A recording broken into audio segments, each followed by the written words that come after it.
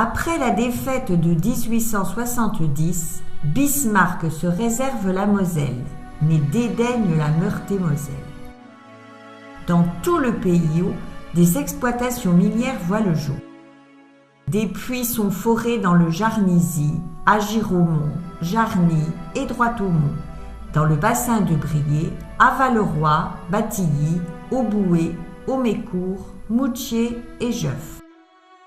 Breveté en 1877, le procédé Thomas va permettre l'utilisation à grande échelle de la minette lorraine. Des complexes métallurgiques s'élèvent dans la vallée de la Chière et dans la vallée de l'Orne comme à Auboué. Le 11 août 1884, Pierre Sépulcre démarre la construction d'une usine ou eau d'étape à Aumécourt.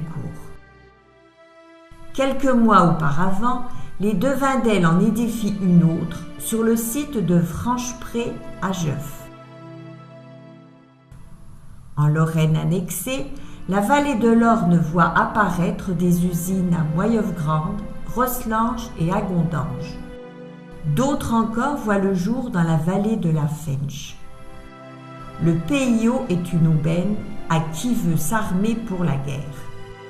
Après l'annexion de l'Alsace et de la Moselle, du nord au sud, côté français, les villages frontières étaient les suivants: Trieux, Avril,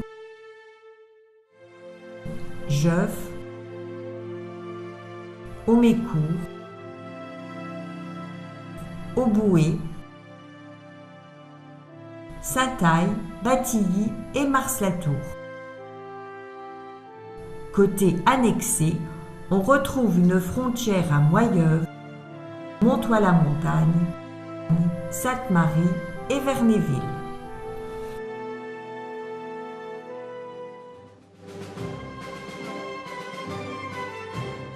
Le 28 juin 1914, à Sarajevo, l'archiduc d'Autriche-Hongrie, François Ferdinand, neveu de l'empereur François-Joseph, et sa femme Sophie sont assassinés à bord de cette voiture et cela va précipiter le monde dans la guerre.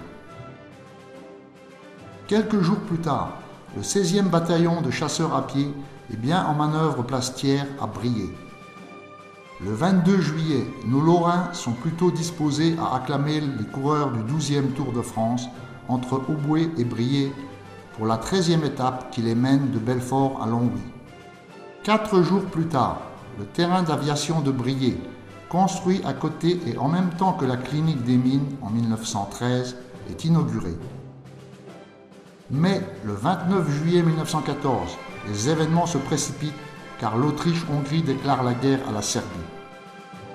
Le lendemain, les Devindel, maîtres des forges de Jeuf, décident l'arrêt des fabrications et l'extinction des hauts fourneaux. Le vendredi 31 juillet, Jean Jaurès, grand défenseur de la paix, est assassiné au Café du Croissant, rue Montmartre à Paris.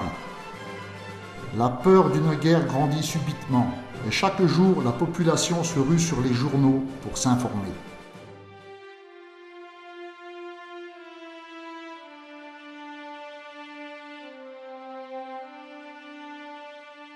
En cette fin de juillet 1914, de nombreux mouvements de troupes allemandes ont lieu sur le plateau de Sainte-Marie-aux-Chênes, en Lorraine annexée.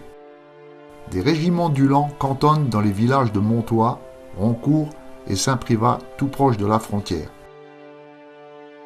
Déboisements, construction de batteries et des kilomètres de réseaux barbelés sont réalisés à Moyeuvre, Saint-Privat et Vernéville.